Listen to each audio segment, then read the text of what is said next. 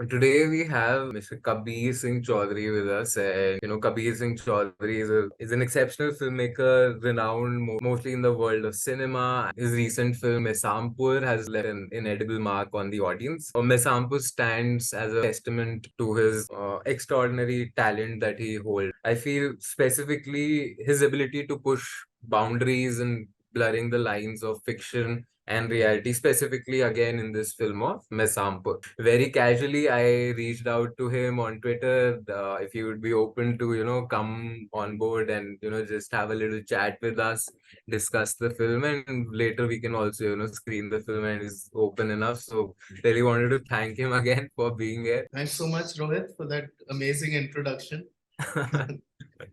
Happy you finally watched the film through this digital space. Yeah. मतलब मैंने तो digitally ही देखा. Unfortunately, I wasn't there for the screenings. But I think I watched the film the first time on a drive link which Kabir had posted on his Twitter. And from that, I mean, his Twitter is so interesting. I'm sorry, I stalked you quite a bit on Twitter. That drive link stopped working. So there's another link that he had put. And so that link I watched two times. And then just last night, I watched the film again. And of course, I was blown away. Just to segue into something really interesting, I hope you don't mind if I just open your Twitter for a small bit. I just going through it yesterday and I found a really interesting tweet. As I write ethnographic fiction, I can transgress those conventions. I can fragrantly put real people in an imaginary situation to envisage an event that probably did not happen. I can construct hybrid people out of a multiplicity of known entities. And I mean, just after watching the film, this tweet really sort of, did it for me. I could understand a lot of things. I could see between a lot of lines which weren't there. So, anything behind this tweet? Probably. No, I've just started a collective where I'm also screening a lot of films of friends that Oh, okay. don't find a space in the whole mainstream space. There's very little area where they can project their films and have discussions around them. They're working in a similar space as me, with real people and with very real spaces and environments. I just am trying to build up a world around it that Okay. this exists. There are people who are making such work and we must showcase it. So it Yeah. started with my film, then there are other directors. I'm just trying to put it all out there. With Gone So that Native, I think. Yeah. with gone native. I Yeah. mean, I feel like even something like science fiction is ethnographic films. Oh, okay. That's very interesting. Because they are like created out of the imagination of like new cultures and spaces, so Exactly. I see that kind of those spaces marrying each other. Yeah. And it's a very interesting take. Like, for example, I have also had a similar lens and I've viewed certain science fiction things. For example, there's always a way you sort of draft a science fiction. You Hmm. might have fancy gadgets coming around, but it's actually how the cultural context of the world would change with time, I feel. So that's something that's always been interesting. For example, Kurt Vonnegut का एक story था, Monkey House 2. It was about how TV के through sensor किया जाता था and TV पे जैसे ही कुछ उनके पॉलिटिकल एजेंडा से लेफ्ट या राइट कुछ दिखता था, so there used to be a trigger in the minds of people watching it that it used to change. Hmm. So, it wasn't the technology that was that important, but I think the cultural narrative that they had brought in, which was very interesting. With Mehsampur, basically like being so connected with the world, it's not that I just went in and shot it. I had spent months and months exploring that landscape, living there, being friends with every one of those people in the film, for them to even give themselves in the way they have given themselves. It's also like the language kind of is already within you, and then through the process of filming, you try to find the language. And then once you set it through your camera, the language, then the journey becomes very easy. Like we didn't even, I think, set out to make a comedy, but a lot of people found Mehsampur very funny. Yeah, yeah. So I was like, okay, these things can't really be planned, like comedies, and we didn't realize it. And then once we knew that it's a comedy, we said we can't loosen this stance now. Yeah, yeah, yeah, yeah. We must keep going in that direction, because the whole process of writing it was a lot of fun. It was part of like another project, another monster I was working on called Lal Pari with Akshay Singh, who's the writer. Okay. Yeah, yeah, yeah. Okay, okay, okay. So And parallel you were working on two projects.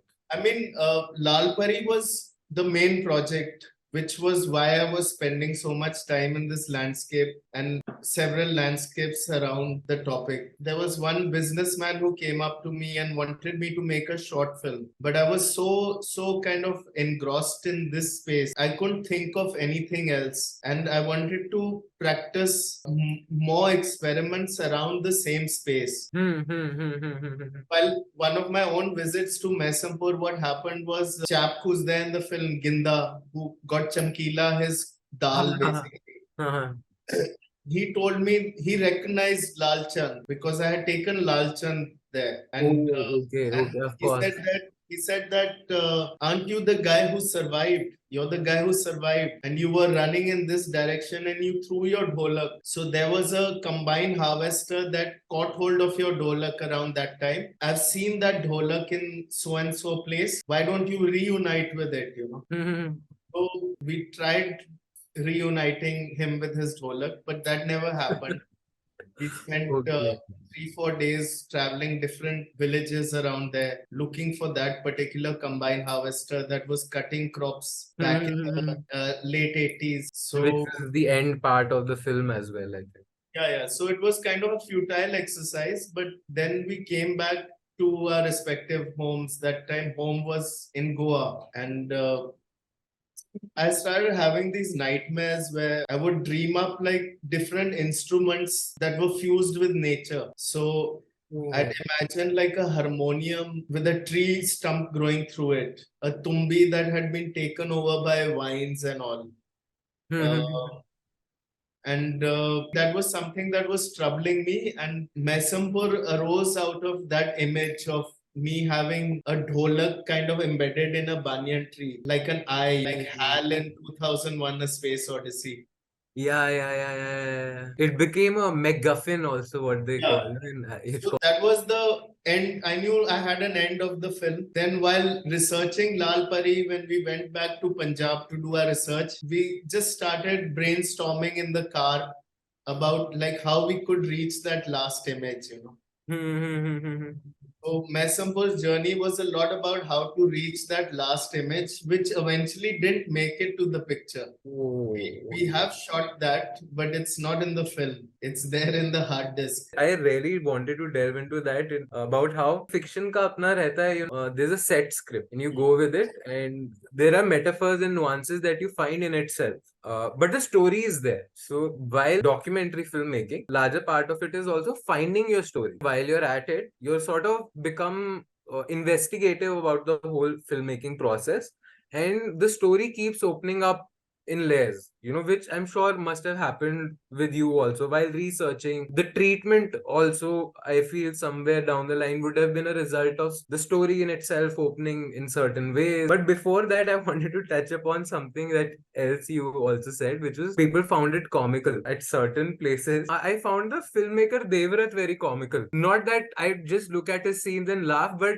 just the whole narrative of him and the whole vibe of him to be very comical, in the sense could have easily fallen into that archetype of rebellious struggling artist. But the fact that he wanted to be that rebellious struggling artist, there is little pretense that he had to become that rebellious struggling artist, that made it really comic. Him saying, I'm middle of a cinematic breakthrough, It was just very funny, and it was almost like you're making fun of filmmaking or filmmakers that goes in there, and the whole cynical thing just sort of kicks in. Most filmmakers I find pretty exploitative, so it does hold up a mirror to everyone, basically, you know. That's Yeah. why a lot of people, even a lot of filmmakers, found it uncomfortable because you're showing them what they are, basically, you know. Yeah.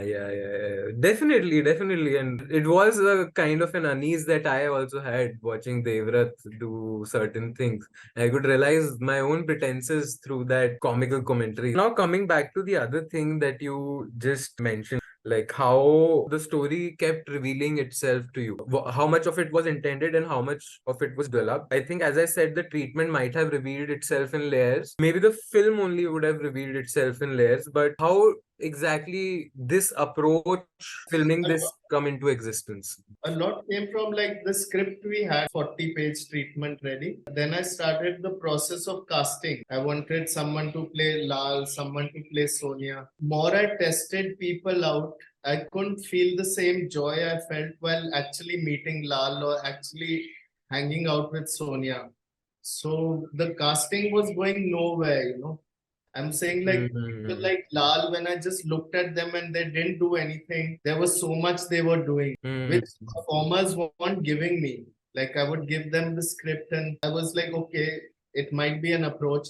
But then because of the failure of that, I thought I'll go to Lal himself and ask him to play this, which is basically my interpretation of him. It might not be correct, but like I'm a human being and so is Akshay. We perceive certain things when we're sitting with, let's say, Lal and taking in his story, you know. There is our mind also that is functioning and expanding and perceiving things that he's saying towards us. Some of them would be true to him, some of them might be false and our own interpretation, but that doesn't mean it doesn't count. Those Yeah, are yeah, yeah. part of like my own aesthetic world. So Mm-hmm. I was like, I won't stop my aesthetic world from analyzing who they are. So Mm-hmm. that's when I decided that, okay, I'll take the script to them and see what they have to say. They did laugh because it's probably not exactly them, but it is Get close it. to them. So it's like it's not doing a head-on collision. It's like just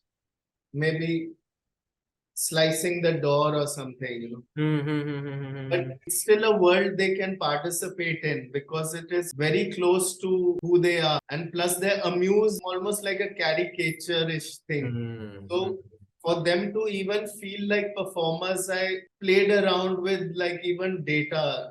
So, Lal was actually not shot on his thigh. Yeah. I actually read about it. Yeah. His bullet wound. So just shifting his bullet wound around, give him that role of an actor also. So there were little things that I did with each one of them like this, And just to give them the aspect that okay, I'm not making a documentary, but I'm going to give you a robe also. You know, I'm going to respect you so much like they respect actors. You know, like put you on a pedestal basically. I'm pretty sure throughout the set, a lot of people had a lot of queries that what exactly are we doing? Was that the case? I had a very key group of people who were completely committed to me. Even actors had a lot of questions that what's going on? Like Lal couldn't figure out if things are real or they're part of the film. Like stuff that is happening in the car. Those became stories that they repeated later during drinking conversations to their friends as real incidents that happened. Oh, the part where Manpreet and Lal build a Yeah, relationship, is yeah. that the part? Yeah. When she's trying to jump off the car and all of that. So for Lal, that was a real thing that happened. So when Oh, he's hanging out with friends and drinking, he's talking about what happened that day without even acknowledging the camera or the crew. and Manpreet was acting, or did she know? Yeah, Manpreet was acting. I mean, I also fed into different aspects of Manpreet's Navjot Randhawa's real life, but again, it's all how I perceived it. It was an interpretation of them as by you. Yeah, What there were you? things they were doing in life that time which I could have like stretched into this other world and said that they're playing themselves. But maybe it's not in another parallel universe, they would be playing themselves, kind of thing. The whole episode that Manpreet has, was there an inspiration behind it, or was this a part of the script that you had thought of? Episodes that Manpreet has during the whole car sequence. Just adding on to it, the car sequence and the ending were my favorite. Okay. And the little nuances in that, the hickey, I'm not sure if that was intentional or was it just a birthmark. I'm not sure if you'd be open enough to tell us. There was makeup involved there. Maybe like Oh, some hickeys were enhanced also with some makeup. all right. That was intentional. You noticed Hmm. the hickey. I think that's the first time ever anyone has told me that. No, no, the hickey, the rotten apple. So that was very Kafkaesque, or Yeah, yeah, yeah. just referring to your mail. There are things like about that character that I can't really divulge. There is obviously a lot that was happening that time. Hmm. It kind of translated into that space. Hmm. Um, I can tell you at some other time, not in a recorded session, about what the whole thing around that was. Sure, sure, sure. Okay. Throughout the film, I was like, ये intentional है नहीं ये कैसे अरे ये scripted था नहीं था ये. Our sound designer, when he came on board, he's a very amazing guy, Gautam Nair. What a Uh, job. What a he's job. a national winning sound designer. He does all the sound for all of Kamal Sarup's films. So the language of the two cameras, he couldn't figure out at one point while seeing the initial cut, just seeing the raw footage as to what's going on. Is it fiction? Is it non-fiction? But slowly it would take you into, okay, it is fiction. But Hmm. again, it would take you out. All of it is actually written. It's all written down. Hmm. Everything in that film is kind of written down because of the form of the picture and the amount of footage one had to even continue the writing through the edit. So the हाँ मैं उसी पे आने वाला था like you know how did the initial script look like which you told us a 40-page treatment note and then I'm sure you would have gone into production. working with Lal and Sonia, it's not that they'll always hit the mark. They have a certain idea of, according to our treatment, what beats we as filmmakers are looking to achieve. So we have to be patient, but then to reach those beats, they've given us a lot. So within that, we have to kind of now start working towards what we want. They've given us extra also. Their own environment adds so much. Yeah, the space. Yeah, I really did feel that. I mean, them being into there, it just made it look more and more and more real, even though it was fictionalized to some extent. Using locations, using actual actors and scripting them a little bit, really mind blowing. कितना edit में time कितना लगा? Edit में बहुत time लगा. एक बार तो मैंने एडिट किया था पूरी पिक्चर. अच्छा अच्छा अच्छा. It took me about a month. I was Okay. staying in Banaras that time, so I finished 1 month of editing. Then I got an editor, Shreejeet, to look at my cut, and I said, "This is the film I want to make. Here is your blueprint." Then I left him alone for a month. With the footage. The footage and my blueprint. Him and Akshay, who's the writer, I left both of them with the film. Then I came back and then I sat with him for a month. Then he had to leave. Then I went and shot another schedule of the film because I could see some bits that I felt some gaps. Understood, understood. So about a 5-6 day more shoot I did after the 9 days of shoot to fill in those gaps. Then I started including that on my own. After doing that for a month, I got another editor just to look at both the languages of the camera, not to focus on anything else, but Devrath's camera and my camera to make sure that it doesn't come randomly and it's not used as a tool of convenience. It has a reason behind Yeah, shift. yeah. So not just कि अभी यहाँ जाते हैं अभी वहाँ जाते हैं, just to basically focus on that aspect. Then after she finished that, so I can say like excluding my time of the blueprint, it would have taken about 3.5, close to 4 months to edit the film. But by that time, I was quite exhausted to include that other layer which I was talking about someone shooting us, because that would have taken a month, maybe 2 months more. And it might have needed you to also shoot some bits again as well, I'm guessing. We went into sound at one point, then I changed my mind for this new schedule Uh, of shoot. Then all that Foley and sound had to be repeated over and again, over again. that was after the 4 month of editing, of course. Yeah. Yeah. I mean, I gave it after about 2.5 months. But Mhm. then I showed it to a few people also, and we were just looking at those gaps on how we Mhm. could. I should keep working on it till I'm satisfied, Yeah, yeah, yeah, not just leave it be, yeah. after Srijit said it, because Srijit worked and for him it was done at that point. He was done with the picture. I know, I know, I know, I know. As an artist, he didn't really like that we were carrying on because his sketch was over. Yeah, yeah, his personal journey into the edit sort of came to an end, and it probably would have tickled off that okay, there's more. But Yeah, my journey has, our sort of. journey didn't stop. So that's why Yeah. it kept going on and on. No, it does happen. Like, just a segue again, but like I'm making a short film. I shot it last year. It's a short film. It's an 8 minute film. And I'm still. I wrapped the edit by February. I made I don't know how many cuts, and it's a fiction film. It doesn't even have those nuances of a documentary thing. But I edit on the weekends. I take it slow. I edit at that space. I sit, I'll edit, and with a clean mind, I'll just spend 18-20 hours with my footage, and there's no world around me then. That's the way I like to edit. तो वही चलता रहा and उसमें ही अभी मेरे को 1 साल लग गया and everyone is just like dude you shot a film last year कहाँ है वो कुछ हो रहा है उसका नहीं हो रहा क्या है. So I'm also completing that. So just wanted to, touch upon this. But editing this was a enormous task, what it felt like. What about how did you approach the direction and cinematography and the visual style? I'll talk a bit about the cinematography first. Basically, a lot of the cinematography, like of Devrath's camera, came from my own research work and Hmm. looking at even a lot of work of Adam Curtis. Okay, Adam okay, Curtis is someone who worked with the BBC archives.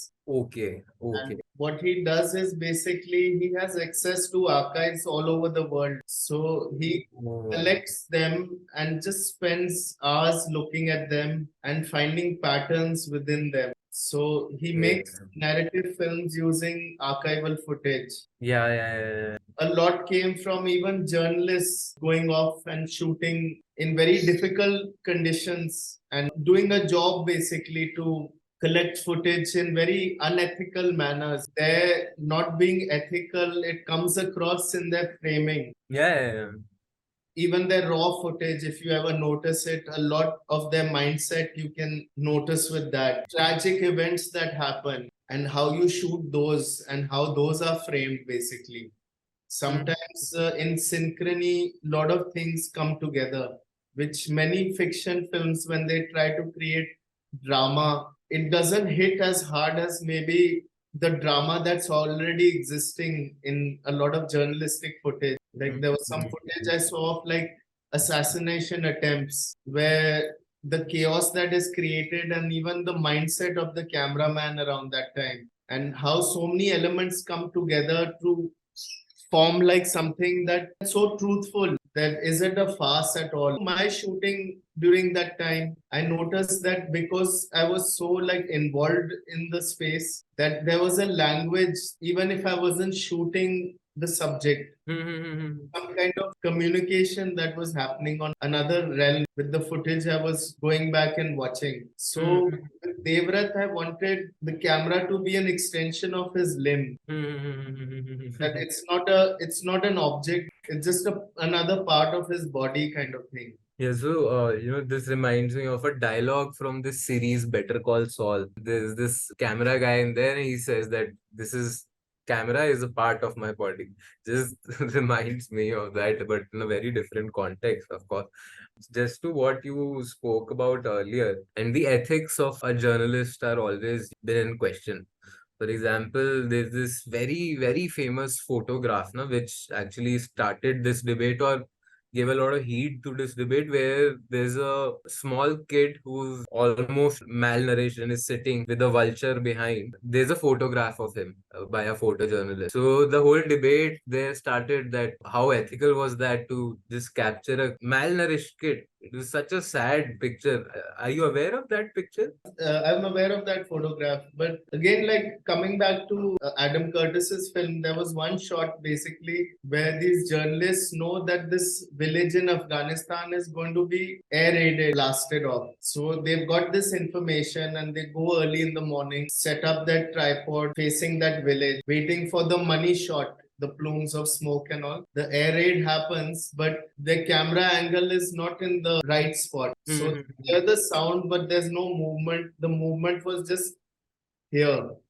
So you see them cursing themselves while they shift their camera, and you see this destruction happening. And then the aftermath, you have a little girl whose legs have been amputated, and the father is there, and they want in hospital. And there are a whole bunch of journalists who have given props to the father, a Tyra head crown. So they say, when we say action, you hand the rose and put this crown on your daughter. And the father's just dealing with so much emotion because of seeing his daughter in this way. And you have these journalists just out there. He's always messing up. Like, he doesn't hear action and he gives the rose beforehand. And you can see the anger building up among the journalists. How stupid of you. When I say action, then only hand the rose. So Oh there's God. a lot like information that is coming from everywhere when you hold the camera. So it's a very sensitive object, and Yeah, it, yeah, it is like a weapon also. The camera sold like a gun basically. I keep saying Mhm. this, but like you aim, you focus, and you shoot. Yeah, yeah. Even the kind of gear you wear is like jackets with a lot of pockets, where you keep battery, you keep this, you keep Ammo. that. It can replace like bullets and cartridges and all of that. Mhm. Wow, wow, yeah, yeah. Very interesting, very interesting. Like, did everyone in the village know that the raid is going to happen, or was it just them who knew? It was only the journalists who knew. They were far away from the village, because they wanted to Oh. capture the plane coming, dropping the bombs. So they had a long shot of the entire village. I really need to get into this. I might just, start Googling right after the interview. What is I'm this saying about? like even some assassination scenes have been shot by journalists where there's an assassination attempt and you see the vehicle of the president trying to get away and one tire gets stuck in the gutter, but you can see the chaos with the tire moving and the mud flying, and then finally like, it going. Then you'll see one cop's bike that has fallen with Mhm. indicator light still on, going tee tee tee tee. So it's creating this chaos and design, and basically which in a film you would be like, okay, cut to cut to tire, but Yeah, it's yeah, yeah, yeah. there, it's all there, it's already, it's offering you all these Mhm. things, because it's almost ritualistic. It's like a black magic. Like anytime one starts thinking about making something, at least it happens with me, like when I'm thinking about some ideas, then universe starts conspiring and showing different aspects of that. So while shooting, we try to create that space of ritual where during that ritual we'll get the offerings, Mm. Understood, understood, understood. And highly resonating on the last part of the conversation that you had added on, highly resonating on that. I mean, it's the journey of the film in which a lot of things come to you. It's very difficult to be put into words. I call it empirical, something that can't be understood either by divine powers or can't be understood by deep science. It's just something empirical that makes you keep going on in films. Just the whole journey of making a film is metaphorical enough, I feel, yeah. But beautiful. That's what I actually love about filmmaking, and how beautifully you took the opportunity to do something like that and didn't, stick to conventions. So this is the cinematography and the visual style that we touched upon. Anything on direction you had in mind? With this particular film, Mehsampur, I was very angry at that time. A lot of my direction was driven from that kind of anger, that emotion of anger. It keeps changing with different films, but with this particular film, it was driven by anger. How I basically want to just create complete chaos. Only person I kind of looked at respectfully in the entire picture was Lal Chand. With the rest of them, I just wanted to create like chaos. Yeah, he did also have an humanistic element to him. While you're watching the film, he looks more human. If I'm able to send the message across rightly, I always feel language is just not equipped enough to talk about such abstract ideas, but still trying to. That did come out in the final result also, I feel. I feel. Like the camera was ritual, even the direction I would consider ritual by like having all the circumstances perfect and the time perfect and the weather perfect to kind of achieve certain things. Like you do a puja, you need so many bananas or you need so much coconut, this much tulsi, this much. So it was like just getting the right mixtures ready. Yeah, cooking also could be a good analogy. Of cooking, like just having those right ingredients together and just throwing Yeah, them in at the perfect time. So exactly. Yeah. Getting it, getting it. All right. So next, I think, I mean, to shoot a film like this, what were the kind of obstacles that you faced? Any interesting stories or any stuff like that, or challenges in production? Basically what I'm talking about. There's a lot of funny stuff also. I'm guessing would have happened, but anything else also you want to share? Anything? yeah, I mean, like when we were shooting the combined harvester scene, I shot that scene twice with two different combined harvesters. So every time I would shoot that scene, the entire village would kind of put the seats around the combined harvester. And strangely, it felt like projection. Why? The way that is moving, it felt like it's a film happening because I had the Oh. entire village seated in front of that very projection. So, uh, and they felt very connected. They probably had many more case studies about people getting stuck in combined harvesters and And they blood. must have come to you with stories. Yeah, they were helping us out. They were putting the meat where it should be put, and just really participatory. Yes. Oh God. Rest like it was interesting to navigate someone like Surinder Sonia with her drinking scenes. Like there's one sequence where she takes a swig of alcohol. It's not, she keeps that part of her life very secretive because she had a very overpowering son at the time. Just navigating a lot of these energies. Must have been fun also, this whole chaos. Yeah, and also like going to Mehsampur and shooting all of that, shooting with all those real people who were part of Mehsampur. Chamkila is obviously so famous. Many journalists have come to that land before, so they would feel like no one has done this before, what you're doing. We've never done anything like this. Yeah. I'm like, that's all right. People have only like simply asked us questions, but no one has. And it would have been more difficult for you to explain than what you're doing. Yeah.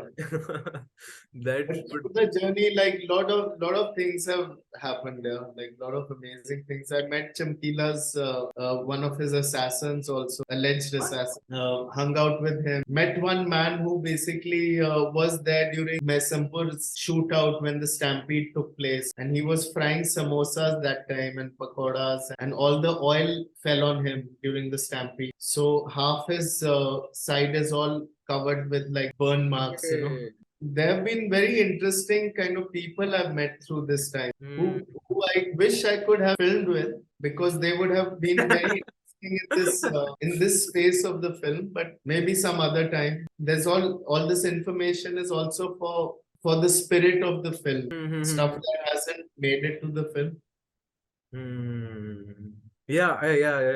But And there just the are. land being such a surreal landscape because the cutting was also happening. The crop was also being cut at that time. So just having all the speakers in those combined harvesters and the tractors playing Chamkila's music. To the dust. It was quite amazing. Crazy, crazy, crazy. Just to move on to my next question, were there, any literary references that you took, and did it affect the theme of the film? For example, I saw Dostoevsky's reference. Films from Underground sort of comes from Notes from Underground thing that I did.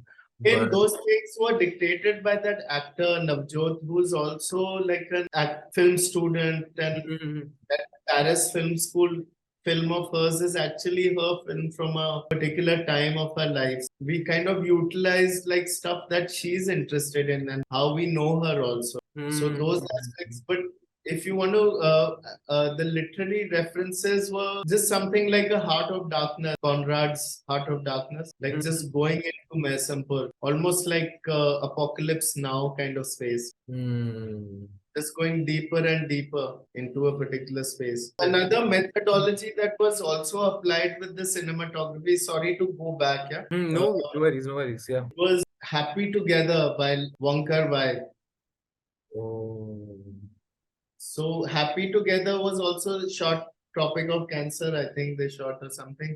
And Christopher Doyle's notes, uh, another treatment note, and how they found the language basically. This was behind your head. Basically, how to go about it. What are the people who've already done stuff like this? Hmm. So Christopher Doyle's Happy Together notes was something I shared with the cinematographer. Hmm. Very interesting, very interesting. Rest a lot was dictated, like Devrath, the actor, came also last minute. We wanted some other actor initially, but that didn't fall through. There was this actor who's also a filmmaker, who's also a Punjabi who lives in the West. So he speaks in very Thet Punjabi, but also has a Canadian accent. And Hmm. he's very good with his body, like he does b-boying and all kinds of contortion stuff. So initially, we thought we'll have such a character who's very physically fit with the camera. That would have changed the whole style and dynamic nature, I feel. Yeah, yeah. So then that guy didn't work out. Then Devrath came on board, who's a filmmaker who's more into science fiction film. So we thought, Hmm. like, let's see what he wants to shoot. You know, he's a director. Let's see what interests him. So even started writing about things that he should shoot based on how much we knew him. Got it, got it. And what were the kind of inputs that you would get from Devrath, say? Devrath, I don't know what level he was functioning on inside. We gave him a lot of inputs, but I think we really were terrorizing him because he's a non-actor, so he used to get very scared of us. So he tried to imitate whatever from here and there aspects of like things he knew of. But I knew one thing about Devrath is like his discomfort in dealing with people. You know. That's a quality I saw in Devrath, which I thought like I should put him into the fire and make him meet all kinds of people Yeah, and right, exploit right. his feeling of discomfort. Another thing which also inspired me was I'm forgetting the name of the film. Hmm. Um, it's that film Werner Herzog produced. Act of Killing, yeah, Act of Killing.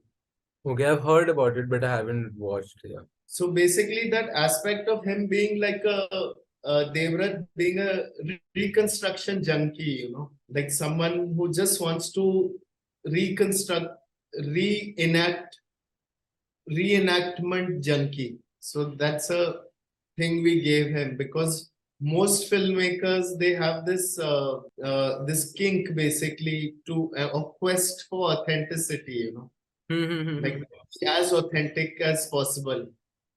So that aspect of his personality came from that quest for the truth. But there's something very boring about like pursuits of truth. So as the film I was making was completely away from any kind of pursuit for the truth. But Devrath's character was constantly trying to pursue some kind of authenticity or truth, which is again the mirror for all the filmmakers who are doing that. Exactly, And because and reducing things to just exercises which are very boring. Using prosthetics, using like it's a completely different world.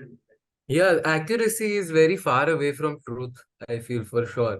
And fiction sort of does that very badly. And it just becomes that then. It just becomes that on how authentic you want to be.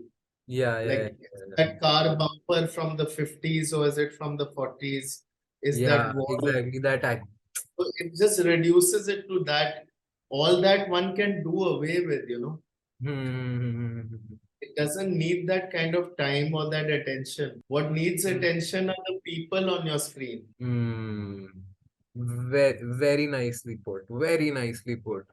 In fact, yeah, like a lot of films, I think, are usually an interpretation of, what's happened. At least in fiction, that's the kind of treatment that one should be able to take.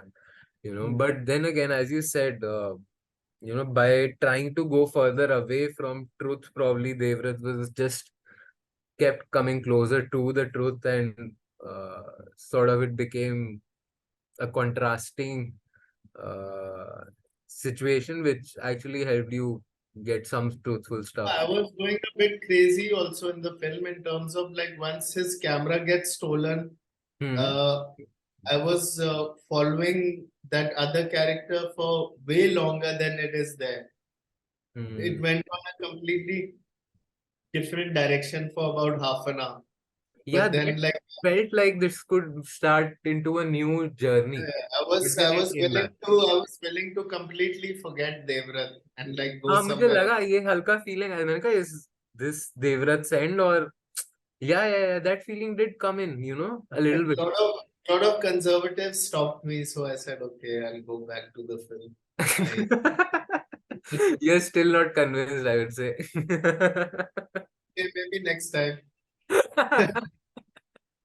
Yeah, true, get true, that true. opportunity. I always thought of the film as a big prank that really worked. You know, Uh, I used to say that at some point that I'm just having fun and doing a big prank. You know, yeah, I and could see. Really, I could see that. I could feel that. It was okay. I mean, yeah, I could feel that. It was probably mocking the mockumentaries that were there, or just it was a you mockumentary. know. Exactly, exactly.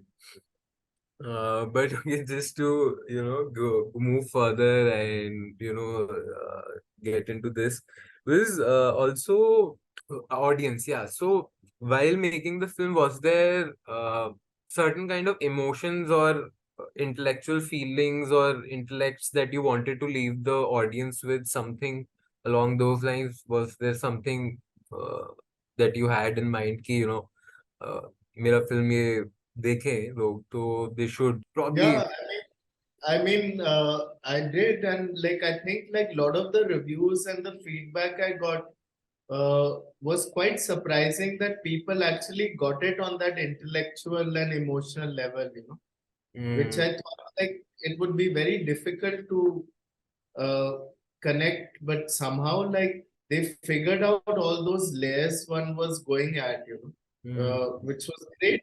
Which was great. Like it seemed like it connected in that sense of whatever one was trying emotionally, intellectually, or whatever, you know. mhm. That And but what was your intent, before the audience's reaction came in? What was your intent to make them feel? Was there any? I mean, there was about this whole idea of a voyeuristic filmmaker, you know, Mm, and mm, also give them thing with cinema form also, you know, a certain form mm, like with different languages in one picture, the camera getting stolen, the aspect ratios changing. mm, mm, Uh, mm.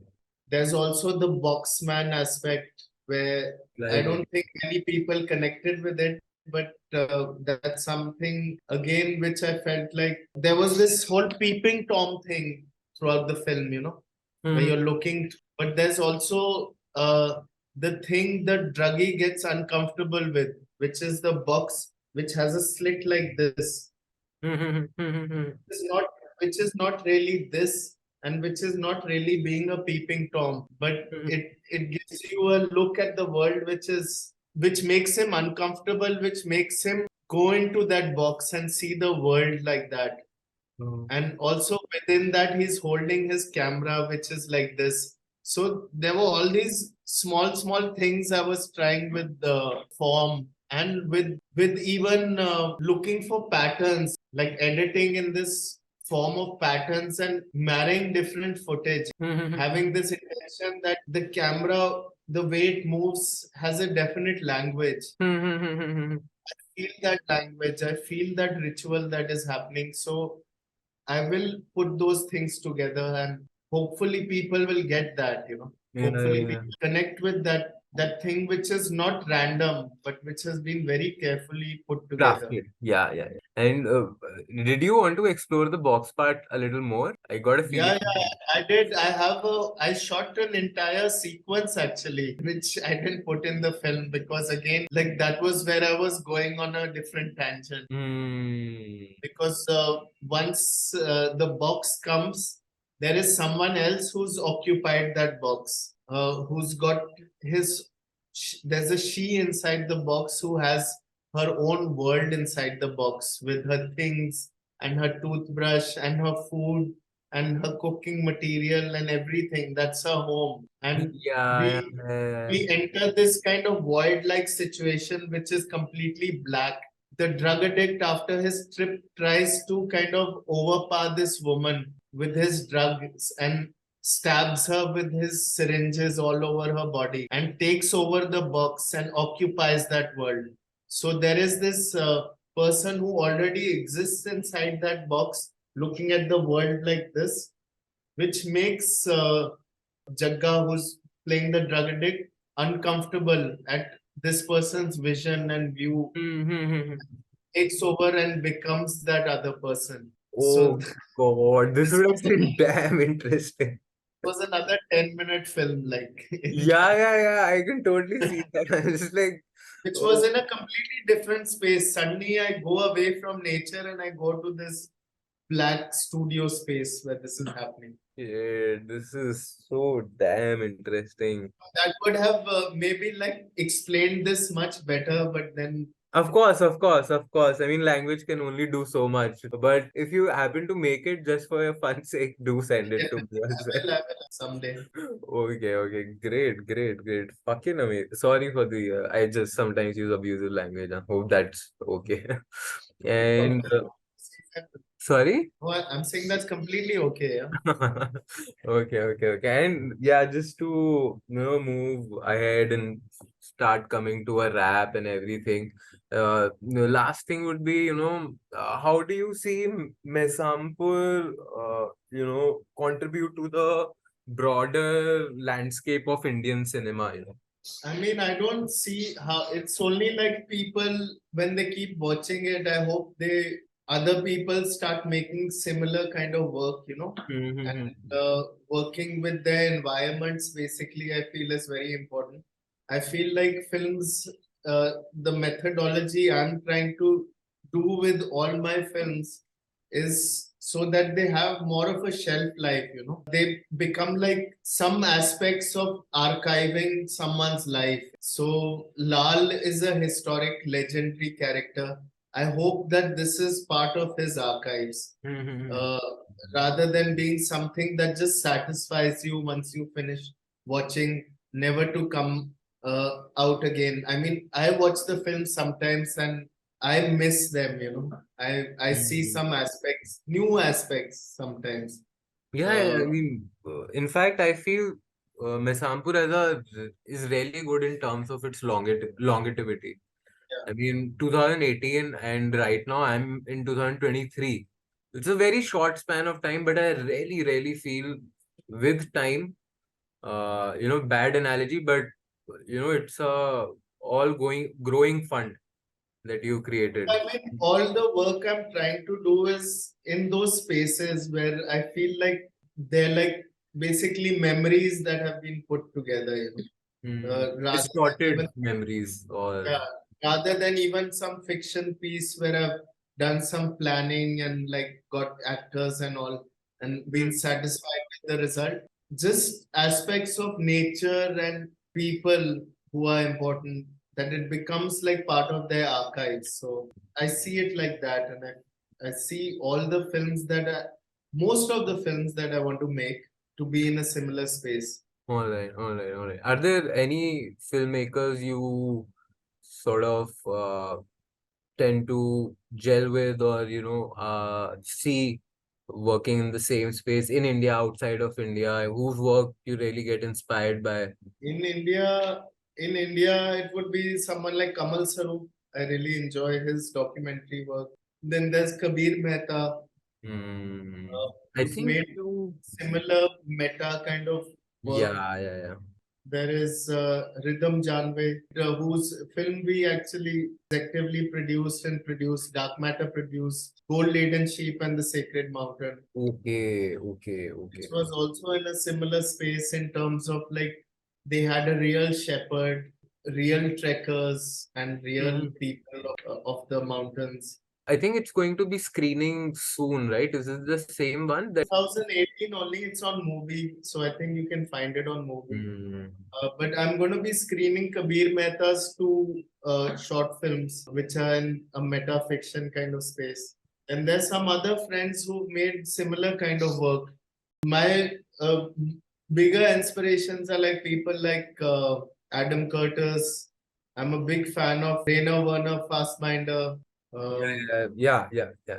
I saw M. That's one film that has stayed with. I mean, yeah, I'm so glad you took his name. So most of the masters I feel existed at a certain time also. I don't see many masters right now. They were all in the 50s and 40s and For 60s. sure, for sure. I mean, there was just something else, But Their work has moved me and like the and shaken me up. Nothing has come close to that. yeah, yeah. I mean, I'm all in for, I've been a big fan of Swedish filmmaking also, For example, Bergman, and in French, I would say, yeah, Bresson was just, uh, Last one trier, I love a yeah. big last one And trier is Louis Malle, have you seen Louis Malle? A Fire Within, and it was very good, very, very good. Not then sure. I'm a big fan of Herzog also. I Herzog, love I her. love, sir, sir. He's and there is this quote by him, no, film बनानी है तो पहाड़ पे ship चढ़ा दो, or something like that. Oh, every man should take a ship over a mountain once in their life. I swear, I love Werner Herzog so much. Oh God, that man. He went into a volcano almost to shoot something. The guy is completely insane. He got shot also once Yeah, while yeah. giving The an video interview. is also there on YouTube.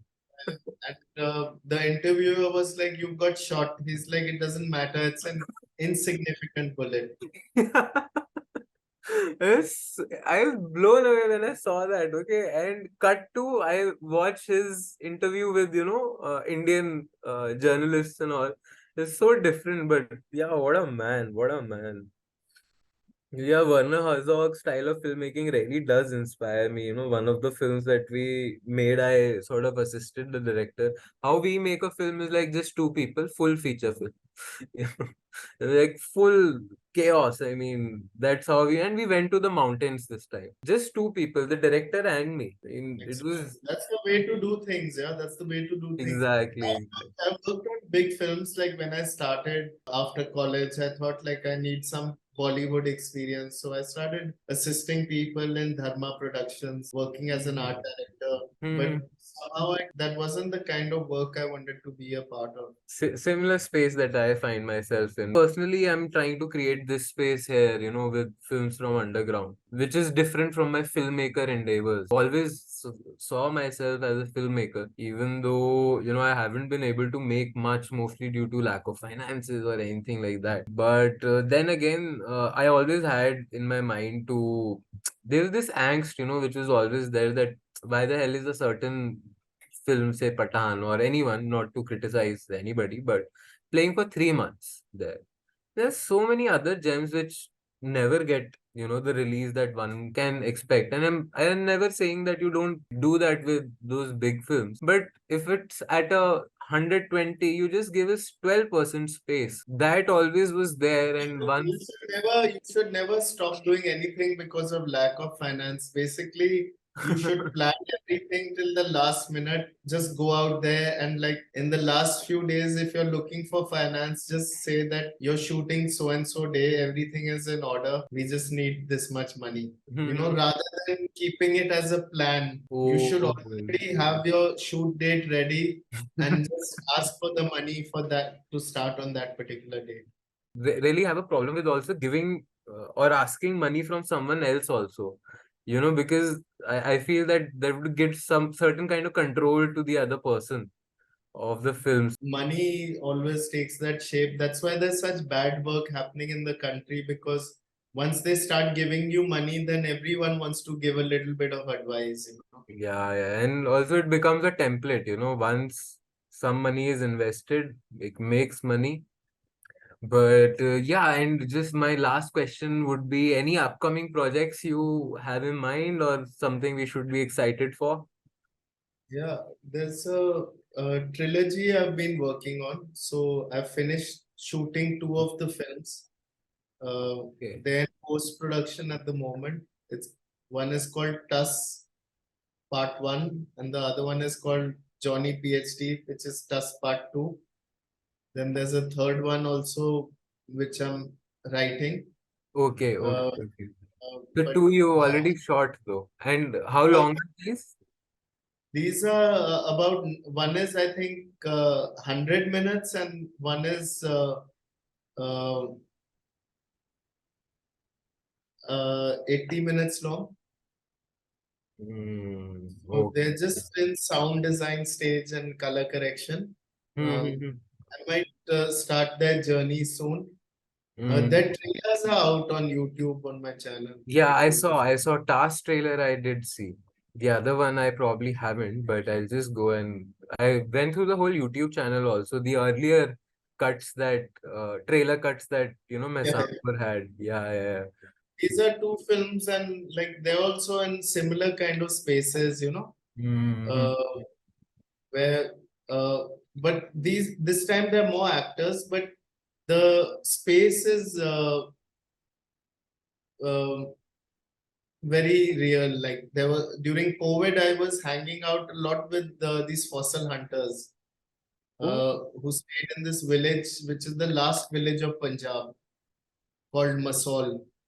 It's acha. right. It's right in the border of Himachal and Punjab. Okay, So okay. uh, there were these. It's been ravaged basically by different Frenchmen and uh, Europeans who came back in the 70s and probably dug out all the good fossils from the Paleolithic times. But it's a village that's completely ignored by the government. Very poor village, very bad water supply and electricity, no proper roads and schools out there. Hmm. So the children, since they've been born into this village, they know how to dig for fossils, without any training. So they're almost like these miniature paleontologists themselves. And I found that space very exciting, where I would go and they were selling like these fossils, which they call Rakshas Dant for 20 rupees, 30 rupees, Oh, old right. stones like crocodile skins, um, um, stegogon molars, different tools and canine sharp teeth and all. So Yeah. I sort of wanted to make something around that space, which and maybe when making the third one I'm also quite excited about. Okay, Uh, okay. This is but of course off the interview, but this is fantastic. Like Jesus Christ, oh God. Oh, all right, all right, all right. So yeah, that's all for me, all my questions, everything. And if there's anything you want to touch upon, anything that you would like to add, or I yeah, think just one last thing. Sorry, sorry, sorry. We have a program called Film Recommendations, which we are very high on. Even though we know how, sort of unfair it is for some to ask a filmmaker what their three top favorite films would be, but if any three recommendations that you can give, either the ones who always stayed with you, or either the ones that are just right now you watched a few times back, a few days back, and are have been in your head. Of something in my head, I would definitely like recommend this Adam Curtis film, Bitter, Bitter Lake. Oh, okay, okay. Um, then Chinese Roulette uh, by Raina Werner Fassbinder.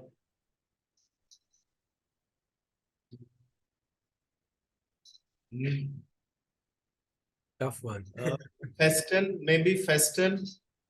Festal. Yeah. Yeah, this is by. This is by Thomas Winterberg. No. It's called The Celebration in English. It's one of the earlier Dogme 95 films. Got it, got it, got it. There are many more, but like I've reduced it to. Yeah, I can understand. I can understand. And you can always go in a loop while recommending these, and could be a conversation in itself. You know. Yeah, yeah, yeah. But yeah, so yeah, that would be all for me. All right. So Kabir, thank you so much for doing this again and taking all the time for us. And we'll soon be screening your film digitally. If we get a chance to screen it physically, we should do that as well. And it'll be great to sort of have you there as well whenever and feasible for you. All right. Thank you. See All right. Thank you. Thank you, Kabir. Thank you.